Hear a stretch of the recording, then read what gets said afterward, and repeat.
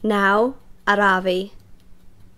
Wrth i chi ddechrau trafod syniadau am y ddaear, y perthynas dynoliaeth gyda'r ddaear, chi'n dod ar draws pob math o syniadau cyfoethog iawn sy'n chysbrydoli chi. Ac ymysg y syniadau yna, oedd syniadau mudiad bwyd araf enghraifft, oedd wedi dechrau gan Carlo Rossi, yn cedi oedd Eidalwr. Mae gallu bod yn yr arach i fynd am dro ar y traeth. Wel, yn Abertawe, i ni mor ffodus, mae'r traeth hyfryd bai Abertawe. Ac hefyd mae'r bryniau yn agos iawn at ni. Mae'n siŵr bod yna lot o wirionedd gyda rai hynny sydd yn awgrymu a gallwn ni elwa llawer iawn o arafu'n bywydau ni.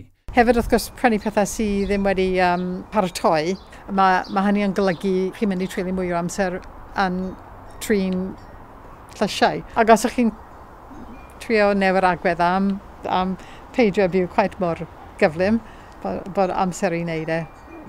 Tym bach agwedd, tym bach mwy fwdaidd, bod chi'n canolbwyntio ar y funud, a beth chi'n wneud nawr. Mae'n gallu bod yn bleser yn o hun.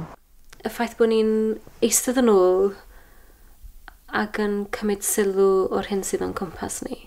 Hyn oed yn eistedd yn ôl ac yn cymryd sylw falle dim bach mwy o'n cyrff ni. Nid fel cyrff yn yr ystyr o ymbyncio ag ati, ond bod y corff yn fyw yn da.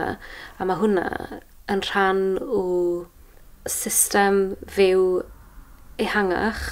Dwi'n meddwl i fi bod fi'n gweld o fel rhywbeth sy'n gysylltiedig a'n holl ystyr yn bywyd ni. Hynny ydy, i fyw mae rhaid gallu cymryd cam yn ôl. Dwi ddim bob amser yn golygu gweithredu.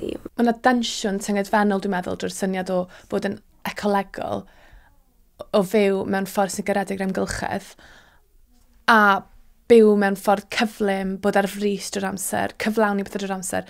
Dwi'n meddwl ti'n gorfod derbyn bod ti'n gorfod slofi lawr mewn bob math o wahanol ffyrdd. Mae mewn ffordd i wneud efo just newid o holl agwedd di ar fywyd, a'r ffordd ti'n gwared y amser.